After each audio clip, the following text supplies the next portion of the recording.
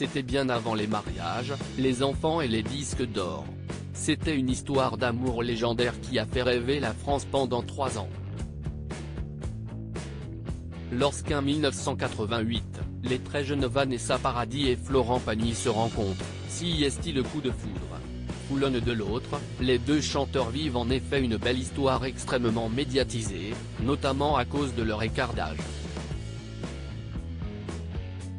Sous le feu des projecteurs, surtout que leur carrière monte en flèche, les deux chanteurs finiront par se séparer, fatigués par les milliers de commentaires, de critiques et de paparazzi qui ne les lâchent pas.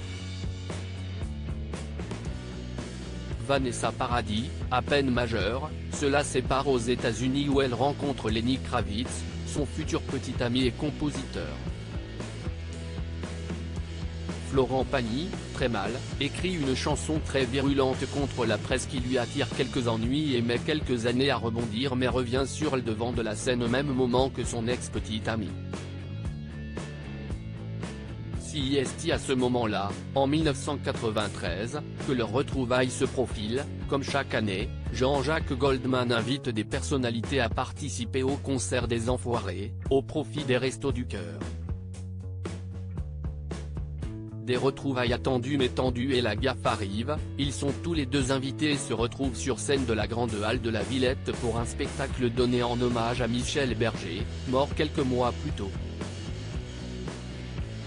Mais, ne voulant pas créer de scandale, ils font tout pour ne pas se croiser et chantent chacun une chanson différente. Florent Pagny choisit une chanson, Banlieue Nord, chantée à la fin du spectacle. Vanessa Paradis interprète quant à elle la Sublime On dort les uns avec les autres, qui se déroule au début du show. L'ancien couple se recroisera les 2 années suivantes sur la scène des Enfoirés, puis des années plus tard, en 2016. Mais aujourd'hui, de l'eau a coulé sous les ponts. En 1993, le chanteur rencontre Azucena, celle qui deviendra sa femme quelques mois plus tard. Tous les deux sont parents de 2 enfants, un K, 26 ans, et Ael, 23 ans. Soudé, le clan a notamment soutenu le chanteur lorsqu'il a annoncé son cancer. Vanessa, c'était un truc de fou. Vanessa Paradis, quant à elle, a rencontré Johnny Depp à la fin des années 90 et a eu également 2 enfants avec lui, Lily Rose, 23 ans et Jack, 20 ans. Séparés depuis 2012, ils s'entendent toujours très bien. La chanteuse a ensuite refait sa vie avec Benjamin Biolay puis Samuel Benchetrit, qu'elle a épousé en 2018. Mais Florent Pagny n'a pas oublié sa vie avec elle et ne lui en veut plus aujourd'hui. Récemment, il confiait dans un documentaire que se promener avec Vanessa, c'était un truc de fou.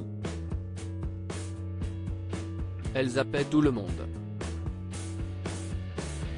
Elle arrivait quelque part, tu étais le porte-valise, tu n'étais même pas le mec. C'était juste elle qui rayonnait. Donc tu apprends que, voilà, tu peux être aussi une vedette mais selon avec qui tu es, tu disparais. Et elle avait cette faculté de faire disparaître les gens qu'il y avait autour d'elle, raconte-t-il, plein de souvenirs.